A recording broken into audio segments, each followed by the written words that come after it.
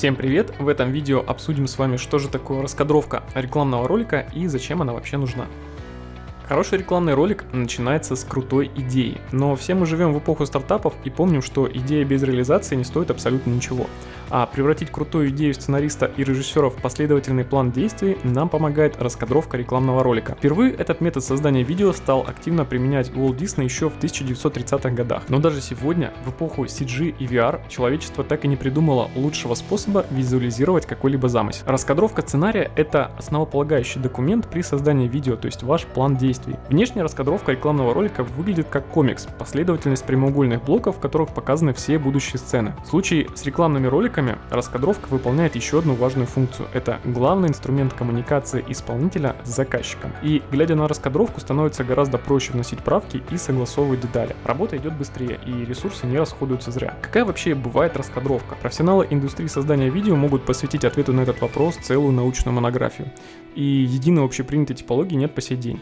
Мы же для облегчения понимания выделим всего два основных типа: черновая и чистовая раскадровки. Черновая раскадровка анимации — это одновременно и эскиз будущего ролика, и план работ для художников и видеодизайнеров. На этом этапе заказчик и исполнитель утверждают общее количество сцен, согласовывают объекты в кадре и его композицию. Но самое главное — это согласовать последовательность действий, что зачем происходит в кадре. К примеру, на предварительную визуализацию ролика длиной в минуту требуется отрисовать до 15 кадров, что занимает около 1-2 дней работы. Но зато становится понятно, в каком направлении двигаться. Черновая раскадровка может делаться как в черно-белом варианте, так и в цветном. Главная ее особенность в том, что она выглядит так, как набросок от руки или скетч. Ну а чистовую раскадровку сценария называют еще иногда финальной. На этом этапе заказчик согласовывает качество и стиль картинки, цвета, тени, ну и так далее. В общем, утверждает, как ролик будет визуально смотреться на выходе. Иногда к этой же фазе относят и согласование персонажей, но сегодня зачастую создание и согласование персонажей выносят в отдельный этап производственной цепочки. Почему же так важно делать раскадровку рекламного ролика? Ответ на самом деле очень простой, просто чтобы не тратить время и деньги напрасно. Любое дело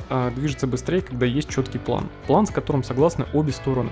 И когда перед глазами раскадровка сценария, то внесение правок становится делом нескольких кликов мыши. А еще исключаются спорные ситуации. Ну, например, клиент одобряет сценарий, соглашается со всеми идеями креативной команды, но, увидев результат, заявляет: «Я это не так себе представлял, переделывайте». Когда есть раскадровка анимации, результат примерно понятен уже на раннем этапе, а значит, никакой напрасной работы и ненужных расходов впоследствии. Теперь поговорим о том, кто и как делает раскадровку. Для раскадровки несложных рекламных роликов сегодня используют спецпрограммы вроде Storyboard Quick, Toon Boom Storyboard или Art Rage. Есть даже специальный софт для создания 3D раскадровок вроде Maya или FrameForge. Но если клиенту нужен сложный ролик с покадровой анимацией, то тут в дело вступают художники-аниматоры. Это крутые и дорогостоящие специалисты, которые рисуют от руки совсем как в золотой век Disney. Разве что вместо карандаша и бумаги теперь используются современные графические планшеты. А можно ли вообще обойтись без раскадровки сценария? Ну, например, если ролик совсем простой. Теоретически да, но зачем? Создание видеорекламы — это бизнес-процесс, хоть и с долей творчества. То есть здесь есть сроки, здесь есть окупаемость, экономическая целесообразность. А эффективный бизнес-процесс всегда замешан на планировании. О чем говорить, если сегодня раскадровку используют даже создатели театральных пьес? Вот они уж максимально архаичный народ, но даже они это используют. Да, на создание раскадровки придется потратить несколько дней или даже недель, в зависимости от сложности проекта и скорости согласования, но в перспективе это сэкономит в разы больше времени, денег и нервов. И если уж вам так хочется сэкономить на создании видеоролика, то у нас есть предложение получше, которое мы